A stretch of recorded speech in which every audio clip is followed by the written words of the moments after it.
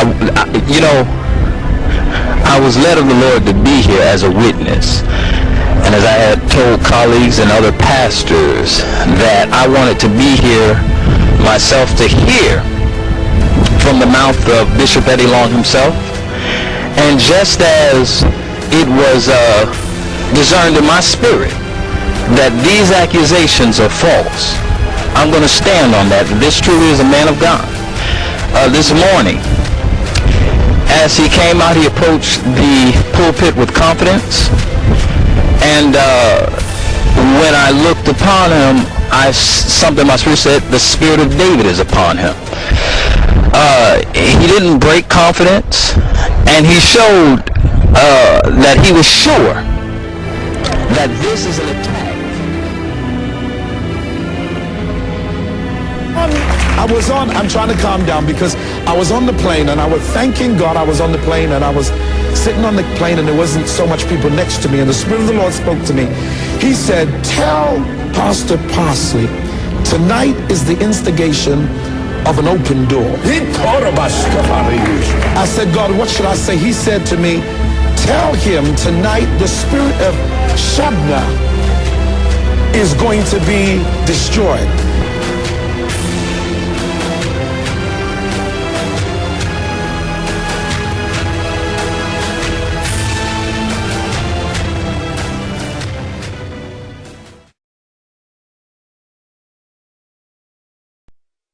Bless God for the prophet of the house here today, Bishop Neil Ellis, Nassau, Bahamas. God bless you. Go in peace, and the peace of... Whoa. Then when you were talking about the spirit of fear leaving with you, leaving from you, that's too much of a challenge for me. And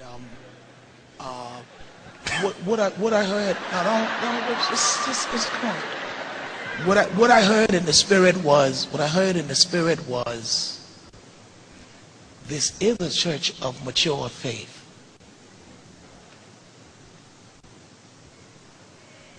But the faith has not recently been challenged.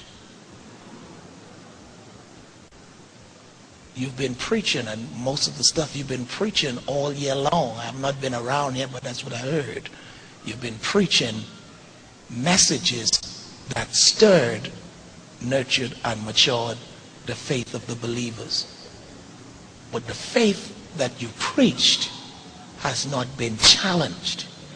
And one of the reasons why it's not been challenged is because you were fearful as it relates to how the challenge will come across. And part of the fear has to do not necessarily with the response of the people in here, but the response of the people out there. Now, Bishop, I must say this and leave you alone. Sometimes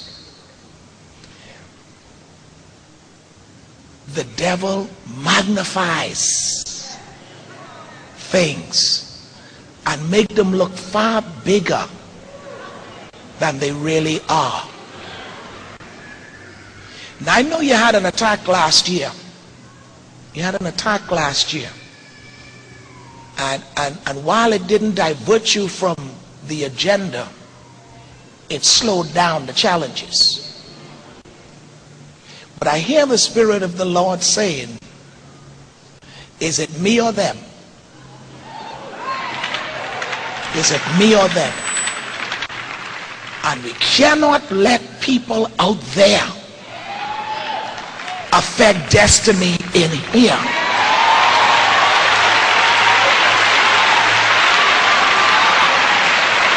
And finally, this is where you come in, New Birth, because you see, as a pastor, sometimes what makes us press, even though there's hell on the outside, what makes us press is when we are satisfied that we have the confidence of the people inside.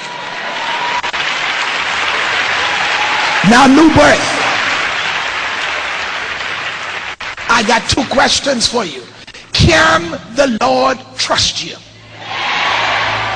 And can the bishop depend on you?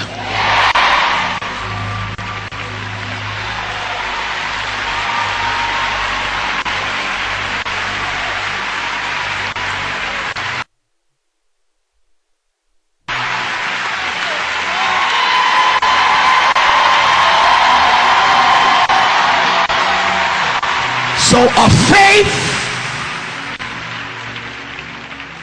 that has not been tested is a faith that cannot be trusted. I'm going to say that one more time. A faith that has not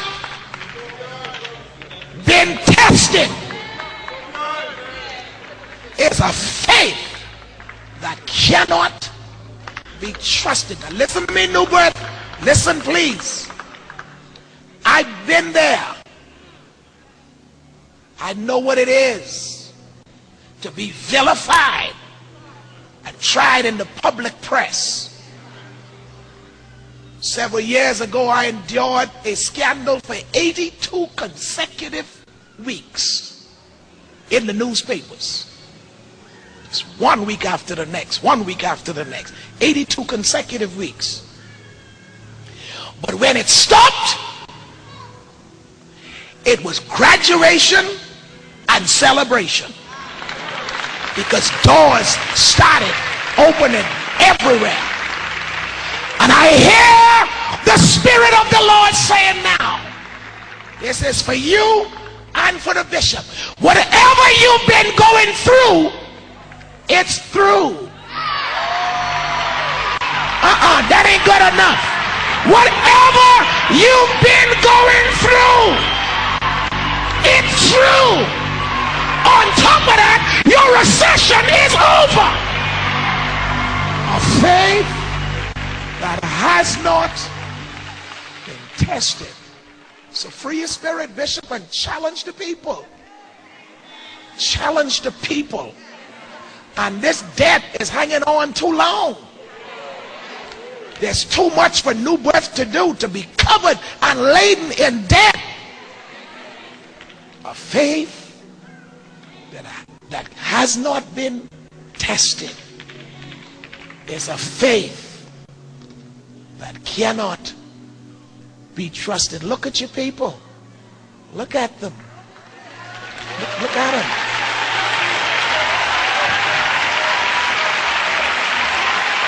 Look at him. Look at him. Look at him. If he can depend on you, draw near. If he can depend on you, draw near. If it doesn't matter what's happening out there, he can depend on you in here. Draw near. Draw near. Draw near. For God is a rewarder of those who diligently